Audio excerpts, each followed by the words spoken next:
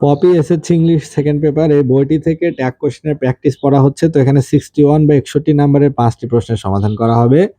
এ নাম্বারে বলছে যে we need to prepare very well for the exam, অর্থাৎ পরীক্ষার জন্য আমাদেরকে বেশ ভালোভাবে প্রস্তুতি গ্রহণ করতে হবে।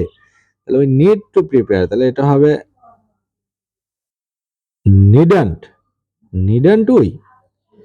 বি নাম্বার বলছে sure to do so we must study regularly, তাহলে to do so we must study regularly, তাহলে এটা ট্যাগ হবে must not, must not we. C নাম্বারে বলছে সার্টেনলি নিশ্চয়, but we do not follow the rules at all, তাহলে we do not follow the rules, এটা tag হবে do we.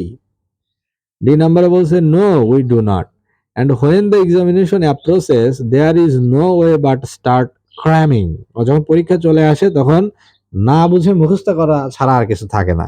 ক্র্যামিং মানে না বুঝে মুখস্থ করা। There is no way but start cramming, এই যে নো ওয়ে, তাহলে দেয়ার ইজ নো ওয়ে, এটা হবে ইজ দেয়ার, এটা হবে ট্যাগ। ই নাম্বারে বলছে that's exactly what I do, আমি ঠিক এইটাই করি। You should not do that, তোমার এটা করা উচিত না, তাহলে ইউ শুড নট, এটা হবে ট্যাগ হবে শুড ইউ।